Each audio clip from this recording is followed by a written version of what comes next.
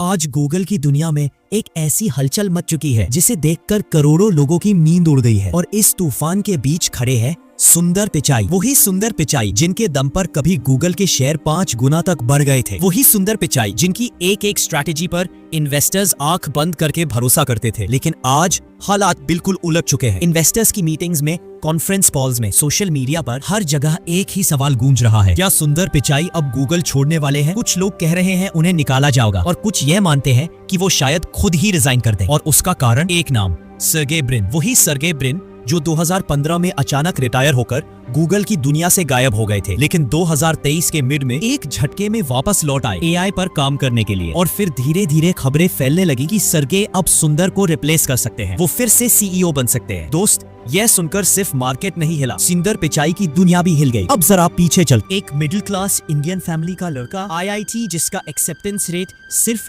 2.5% है, उसे क्लियर करता है, फिर स्टैनफोर्ड, फिर एमबीए। कहानी सुनते लगती है एक परफेक्ट फिल्म की तरह, सक्सेस, डिसिप्लिन, ब्रिलियंस, सब कुछ साफ सुथरा। लेकिन सच्चाई कहानी का सिर्फ वो हिस्सा दिखाया जाता है जो चमकदार है, अंधेरा हिस्सा कोई नहीं दिखाता। 2004 में जब सुंदर गूगल में हायर हुए, लोगों को लगता है वो किसी जादुई पल में आए, लेकिन असलियत क्या थी? उसी दिन लैरी पेज और सर्गेई ब्रिन चुपके चुपके एक प्रोजेक्ट पर काम कर रहे थे, एक ब्राउजर बनाने के सपने पर। लेकिन उस समय के सीईओ एरिक शिमिन इस आइडिया पे पूरी तरह खिलाफ थे। उनके शब्द याद है, हम माइक्रोसॉफ्ट को हराने लायक स्ट्रॉन्ग नहीं है, कभी ब्राउजर ओएस मत बनाना। लेकिन सुंदर चुप रहे। उन्होंने वही आइडिया दोबारा पिच किया, बिना शोर, बिना अहंकार। और इस बार लैरी और सर्गेई टूट पड़े। उन्होंने सुंदर से कहा, टीम बनाओ, क्रोम बनाओ, लेकिन एरिक को मत पता चलने देना। यहाँ से कहानी बदल गई। क्रोम आया, दुनिया बदल गई और सुंदर पिचाई लैरी पेज के इनर सर्कल में पहुंच गए। 2011 तक लैरी ने खुद सीईओ की कुर्सी संभाल ली और सुंदर अब वो आदमी बन चुके थे जिस पर पूरा भरोसा किया जा सकता था। लेकिन मजेदार बात, सुंदर के दिमाग में कभी सीईओ बनने का ख्याल भी नहीं आया था और यहीं से किस्मत ने खेल खेला। आज वही सुंदर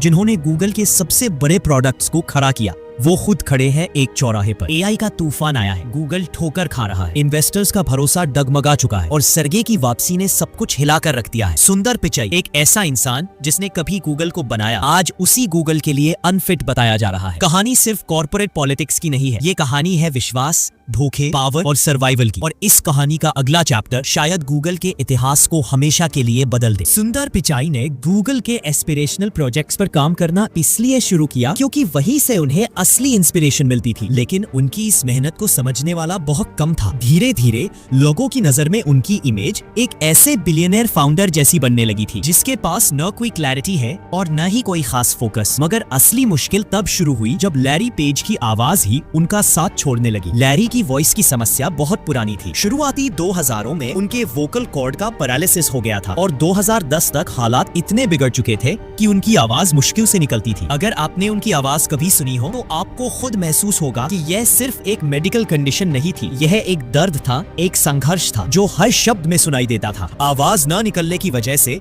लैरी मीटिंग्स, शेयर होल्डर्स के इवेंट्स और प्रेजेंटेशन से दूर होते चले गए और जैसे जैसे वो पीछे हटे, इन्वेस्टर्स का डर बढ़ता चला गया कि आखिर कंपनी को आगे कौन संभालेगा। अब अगला नाम था सर्गेई ब्रिन का। लेकिन सर्गेई उस समय एक अफेयर स्कैंडल में फंसे हुए थे जिसने न सिर्फ उनकी मैरिज बल्कि उनकी रेपुटेशन और लैरी के साथ उनकी दोस्ती भी तोड़ दी थी। कहा जाता है कि जब ये मामला पब्लिक हुआ, लैरी ने उनसे बात करना तक बंद कर दिया, यानी सर्गेई सीईओ बनने की रेस से बाहर हो चुके थे। फिर उम्मीद देखी गई एंडी रूबिन में, एंड्रॉइड के फाउंडर में, लेकिन वो भी एक बड़े मिसकॉन्डक्ट के आरोप में फंस गए और गूगल को उन्हें बाहर करना पड़ा। अब हालत ये हो गई कि सीईओ बनने की लाइन में खड़े चारों बड़े नाम, एरिक, लैरी, सर्गेई और एंडी, किसी न किसी कंट्रोवर्सी या हेल्थ इश्यू के कारण पूरी तरह रेस से बाहर थे। और तभी तस्वीर में सिर्फ एक इंसान बचा, एक शांति से काम करने वाला, भरोसेमंद, बिना ड्रामा वाला इंसान, सुंदर पिचाई। सुंदर ने कभी राजनीति नहीं की, बस काम किया और काम की वजह से लैरी का भरोसा जुटा। किस्मत ऐसी बनी कि सुंदर सीईओ बने और फिर उसी मेहनत की वजह से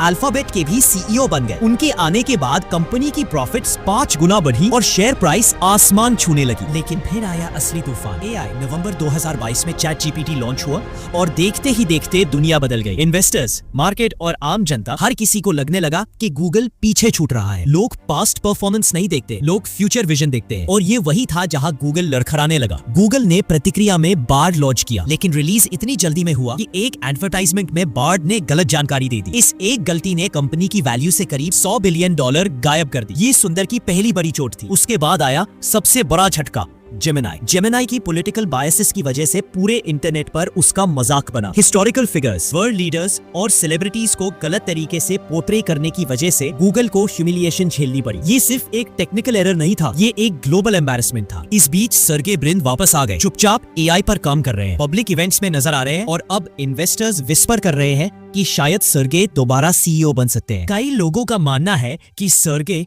हमेशा लैरी की छाया में रहे थे और अब शायद वो पहली बार दिखना चाहते हैं मेन कैरेक्टर बनकर। और यही खड़े हैं सुंदर पिचाई, एक ऐसे मुकाम पर जहां उनके पूरे करियर की क्रेडिबिलिटी दांव पर लगी है। इन्वेस्टर्स का भरोसा डगमगा चुका है। एआई की रेस में गूगल पीछे है, सर्गे की छाया फिर से कंपनी पर छा रही है और अब यह सवाल खुलेआम पूछा जा रहा है, क्या सुंदर पिचाई को हटाया जाना चाहिए? सुंदर ने कंपनी के लिए सब कुछ किया, स्टेबिलिटी दी, ग्रोथ दी, प्रॉफिट्स दी, लेकिन आज दुनिया स्टेबिलिटी नहीं चाहती, दुनिया चाहती है रॉ इनोवेशन। और यही वजह है कि आज की तारीख में सुंदर का फ्यूचर पहले जैसा साफ नहीं दिखता। आखिर में सवाल सिर्फ एक है, क्या सुंदर पिचाई वो इंसान है जो गूगल को अगली एआई जंग जितवा सकते हैं या फिर कंपनी को एक नए लीडर की जरूरत है? आप बताओ, सुंदर को जाना चाहिए या उन्हें एक और मौका मिलना चाहिए? अगर वीडियो इंफॉर्मेटिव लगी हो तो वीडियो को लाइक करें और चैनल को सब्सक्राइब जरूर करें, क्योंकि इस चैनल पर ऐसे वैल्यूएबल कंटेंट लाता रहता हूं।